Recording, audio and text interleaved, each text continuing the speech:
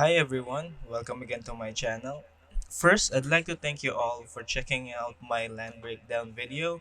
By the way, if you haven't seen it, the links is in the description above.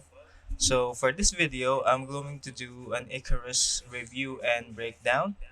Let me start by an overview. So first, I'll cover his kit breakdown, understanding his kit, what's unique about Icarus and the weapon, how to maximize his use, and finally, a frost weapon with crit. Next, we'll move on to his advancements, what each advancement adds, what it's for, the best application of it, and some polling advice.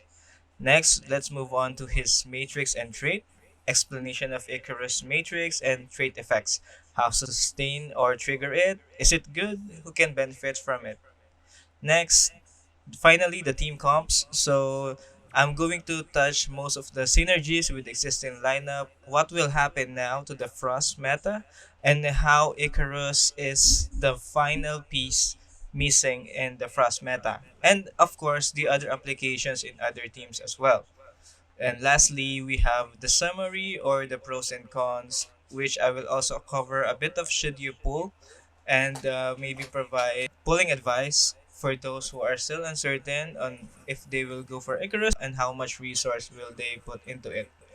So, without further delay, here we go.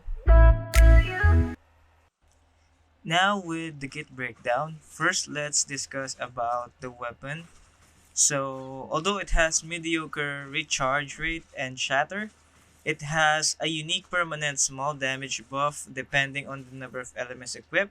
So a bit of bonus for those that will be using Icarus with three elements, let's say a rainbow or the most common alteration plus frost. Now, his kit revolves around this yo-yo field. In the translation, it's called Desolate Day. So the enemies are damaged by each hit of the yo-yo while revolving in its axis, which is the field.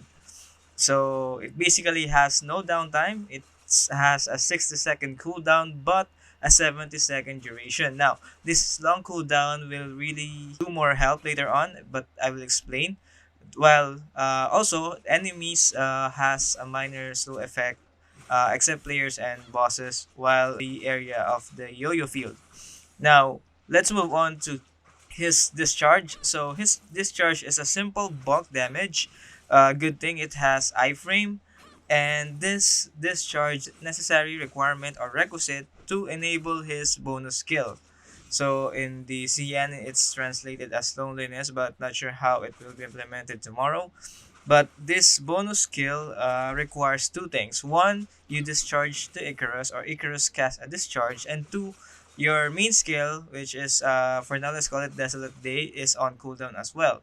Now, this bonus skill is given 2 casts per each use of Icarus discharge. So, as long as you discharge Icarus one time, you will get 2 casts of this bonus skill.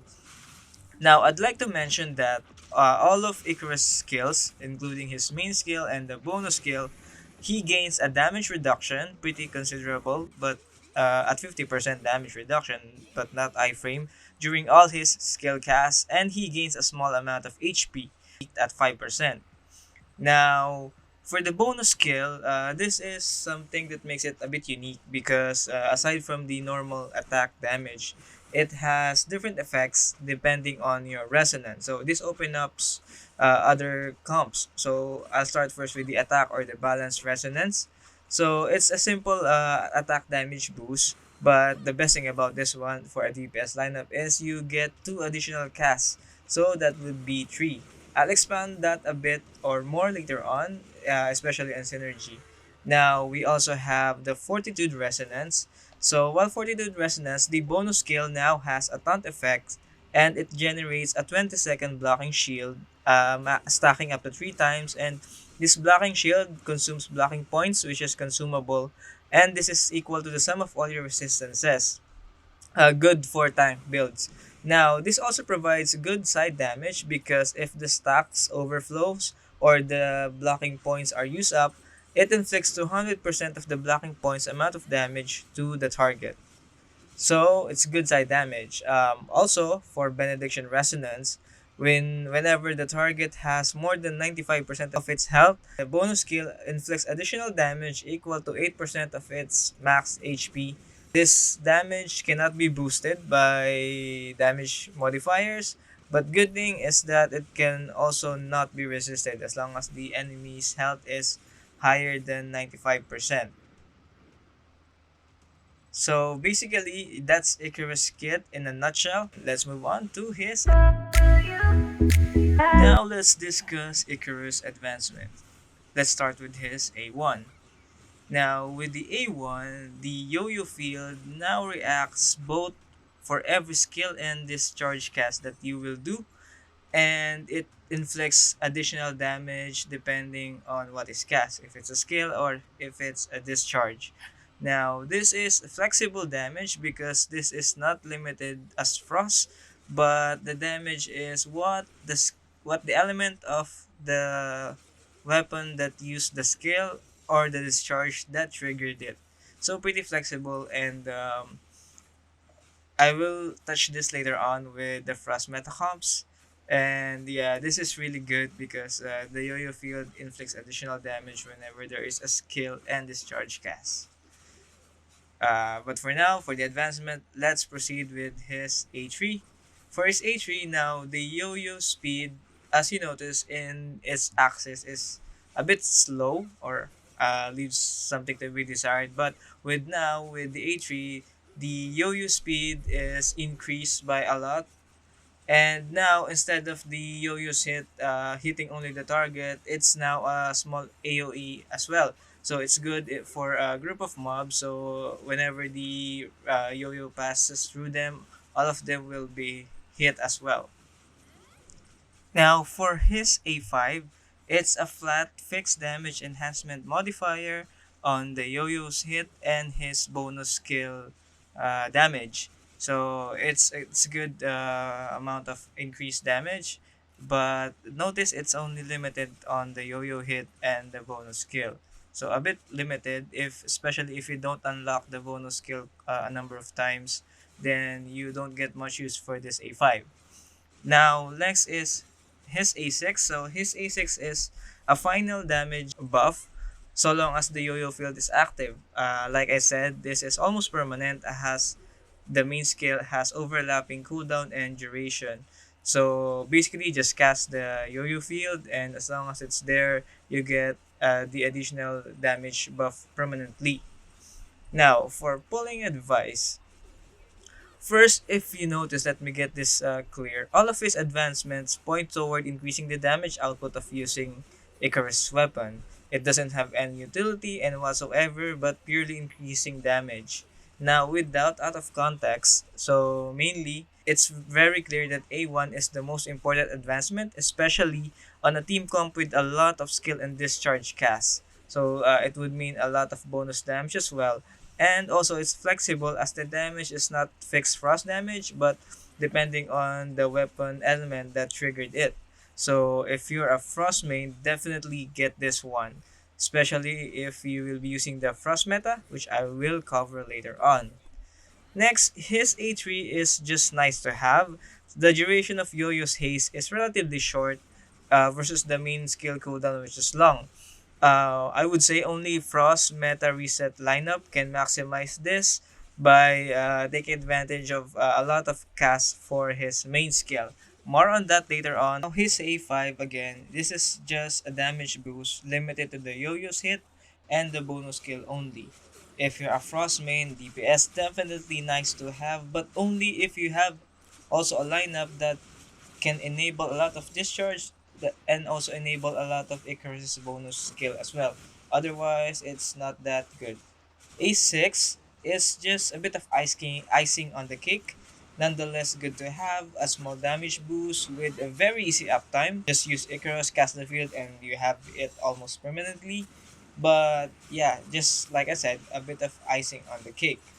So overall, I would say A0 is enough. His kit is complete already, and all of his advancement, as I've mentioned, only points to more damage. So, which is, if you're a Frost main and if you want more damage, get his A1. Especially also, aside from Frost mains, comes with a lot of skill use and discharge cast for extra damage. His A3 is only good for the Frost Reset meta, which I've been repeating, because the haste increase is a short duration, and with the long cooldown of casting his Desolate, they will not get much use of it. And also, it only increases the yo-yo's speed, so it means more hits on the enemies around the field. A5 and A6 are just, I would say again, icing on the cake. It would have been better if these effects were earlier advancement, but for Frost main players and those planning on using Icarus for a while, I know you'll get these two as well. So, those are his advancements. After that, let's move on to his matrices and trait. Matrices, starting with the two-piece set. So for the two-piece set, this has three qualifications that you can satisfy. Just pick one of these. So first, of course, is just you use Icarus weapon and you have the effect. Two, you equip two different elements. So either frost or alteration or any other two elements, you can trigger it. Three, you are equipped with same element, but they have different weapon types. Let's say anything other than attack, fortitude, and benediction type of weapon will trigger it. So his two-piece set is also works in the background. So it's a very easy to satisfy matrix, and the damage buff is permanent. I would say it's not limited to frost and works with any other element. So it's a good universal background two-piece matrix that you can use also for other comps that you will be using even if it's not your main. Definitely I can see a lot of use for this in the sequential phantasm. Now let's move on to his four-piece set. Now the four-piece set requirements that after dealing frost damage, you get a 25-second all-element damage buff. Now, 25 seconds is quite long. The best thing is that it works in the background and the damage buff is pretty high and works with any element. Honestly, it's a bit harder to trigger because it specifically needs to hit with frost damage, but the good thing is that because of the long duration, you can if you can find a workaround to hit the enemy with frost damage once every 25 seconds, then you can maintain the upkeep of this four-piece set. For frost weapon users, definitely do not miss these matrices, as the effects and the damage are all good, especially in the background. So I would say after getting Icarus to A1, I would recommend to try getting the two-piece matrix first and then going for the four-piece before you return and get his A3, in that order of priority in my opinion. Add a bit of bonus here. So Icarus matrix, both his two-piece and four-piece works really well when paired with two-piece Saki matrix for AFK farming. So, I know with the new appointed deep sea research missions, we definitely need a lot of material. So, why not AFK farm? Yeah. So overall, the matrix of Icarus is really good. And next, let's move on to Icarus Trait. So it's a bit of a lower permanent damage buff, but still permanent as long as you equip Icarus weapon. However, this lower damage buff is compensated by a permanent boost in Icarus's weapon's shatter value by a lot, making it also a viable shield breaker if you don't have any other option, especially if you don't have Icarus with Saki for Frost. So you're trading off a bit of a lower damage modifier for a flexibility in the shatter department. So I would say pretty fair as well still. So that's it for the matrix and trait. Let's move on to team. Now for the much awaited team comps. So this is where we found out how Icarus is basically the final piece of the Frost meta. So let's start with the Frost meta team, and it's made up of Saki, Alice, Icarus, with minimum of A1 Saki and A1 Alice. So a bit of background. So we know Saki is renowned for her A1, which resets all weapon skill cooldowns if 5 skills are cast. Normally, each weapon only has one skill, then it goes on cooldown, and with different skill cooldowns per weapon, this makes this reset difficult to manage and maximize in actual battles. Before Icarus, we use Lin, even with her at A6, so that means 2 casts of Moonlit Realm, that would only be 4 casts. Still one short to trigger a reliable reset per rotation. Sometimes workable with Alice for the extra cast after 3 discharges, but still wonky in real fights, and there's still auto attack period while waiting for the discharge to fill in and complete the reset. Now, Icarus solves all those problems because he provides 3 casts, one for his main skill, which is Desolate Day, and 2 casts of his bonus skill. Together with 1 skill each from Saki and Alice, this effectively resets all weapon cooldowns reliably per rotation. You only have to discharge to Icarus to unlock his bonus skill per rotation, which is not a problem, especially with, let's say, you have Saki's A5, which is an auto Fantasia upon triggering Surge. If Saki A5 is not viable, Alice also has a very high recharge rate as a weapon, and with the number of hits from all those skills hitting enemies, it's very easy to fill the weapon energy, as you can see in the video. Also, Alice then further enhances all those skill casts because if you remember, she is a skill repeater at A1. So all that 5 skills per rotation will be copied for twice the damage and also plus 5 recasts of Alice discharge as well. So let's not forget that there's also an additional wide area Horfrost damage triggered whenever a discharge is used while Chilling Field is active. So that's also 5 times Horfrost damage per rotation. Icarus A1's yo-yo field, right? That it will deal additional damage whenever skill and discharge are used.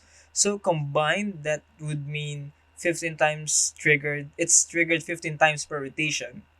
And with A3 Icarus, the yo-yo's faster state is also almost semi-permanent since you recast the yo-yo field every rotation and each rotation happens really quick as well. Even before the time for the yo-yo's field haste to be finished, then you trigger another cast of Desolate Day. So basically, you have a semi-permanent hastened yo-yo field. Aside from if that all those damage is not enough, this comp also has a healthy amount of iframes, mainly from Saki. And I mentioned earlier, during skill casts for Icarus, all of his skill casts has damage reduction, aside from the iframe from his discharge, and health regen, both when using Icarus skills and which you will be consistently doing. Auto attacks might only take place for a while if you are waiting for Icarus bonus skill to cool down. Sadly, you can't spam it. I think it's a 2-second cooldown between casts of the bonus skill. And with Alice in the comp, Alice at A5 also provides an escape death mechanics. So it's pretty much a well-rounded team in terms of damage and survivability. I would say Frost Meta has a bit of it all and well-rounded both in damage and survivability. I would just like to point out that it's a bit constrained by lag and ping because the skill counters need to count after all before any skill reset or copy can occur. So otherwise, Frost will be in a very good spot once Icarus hits global. So what happens if I don't have a meta team? Well, that's still okay. So we can discuss other Frost team alternatives. So we can start with depending on who you have. Let's say you have Saki and Icarus, and you skip Alice.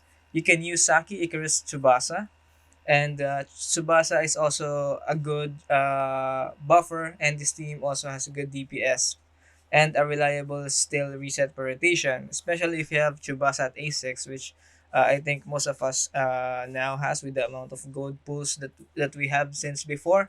At A6, Tsubasa can provide a good amount of damage buff in lieu of Alice copy skill damage. You can also use Saki, Icarus, Meryl, or Lan for Fortitude Resonance. It's still a reliable skill reset per rotation, and Icarus can also provide the taunt and added blocking shield for damage reduction and extra damage aside from the tankiness that Saki and Lan will provide in this lineup. Also, if you wish to go Benediction, Saki Icarus Coco is also viable with Coco as the weapon charger and sustain at the cost of a balanced resonance and lower DPS. So, if you don't have Saki, but let's say you have Icarus and Alice plus X weapon, this is also viable because although there is no skill reset, as long as you can fill the weapon energy and keep discharging to Icarus, the bonus skill count replenishes and the damage is still high, with Alice doubling that skill together with the yo-yo field reactions at A1. Alice trait also ensures that whatever element, except alteration of course, the third weapon is, she will still repeat that skill cast. Alice Icarus combo is also very flexible and it also works with the new anticipated alteration character from Inners, which you may know to be Fiona. So, by the way, if you haven't seen her kit, I've already made a video about her a while ago when she was released in CN. The link is the upper right in the video, and you can check that out. Now, let's go back to Icarus. So, Benediction comes with Icarus is also not limited. Just pair him with two Benediction weapons, and he can add a bit of enemy HP base damage aside from your side healing. Overall, you can fit basically Icarus in any lineup for a good off-field damage from his yo-yo field and keep using your main DPS weapon. Just make sure to discharge to him, cast his bonus skill, cast his yo-yo field, then cast his bonus skills, then switch out. With his elementalist passive, there is a slight merit to gain from pairing him with other elements. If you have his matrix as well, this also ensures that you constantly trigger even the 4-piece effect reliably. The earlier comps I mentioned just have the best synergy at the moment, but that doesn't really limited the applicability of using Icarus. Let's move on to the summary, the pros and cons, and a bit of should you fool. Finally, we're on the last stretch, so here are some parting pros and cons. I'll begin with some pros. So one of Icarus pros is that his kit is complete at A0. So that would mean very minimal investments and you get everything that he has to offer and his purpose as the final piece in the Frost meta just by having one copy of him. So that's really a good deal. Also, he has another pro is that he has a non-complicated kit. It's a very simple kit, very easy to understand. Just discharge to him and spam his skills, then switch out. Also, with Icarus comes his very good matrix as a pro, being both background effects and the damage buff is all elements, so that makes it really flexible even in the future, and you can use it also with other element mains if you don't have enough background matrix for those elements. So it's really good matrix. I can't stress that enough. And also he also provides an extra features outside of being a frost or a DPS comp. His passive elementalist and added bonus skill effects depends on the resonance. Now let's move on to his cons. So I'll start the cons with first, there is no utility to gain from his advancements, so just more damage.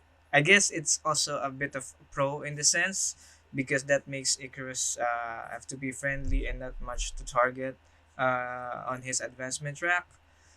Also, another con that I can point out is the yo-yo field size.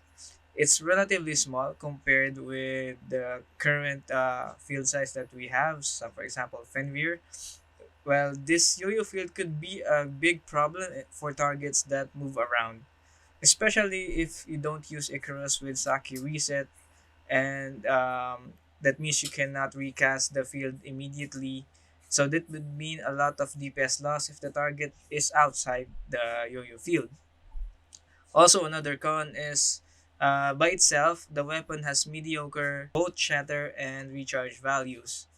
Of course, you can use his trait to improve the shatter, but there are better DPS traits available out there, and this is more of a concern outside the Frost meta teams.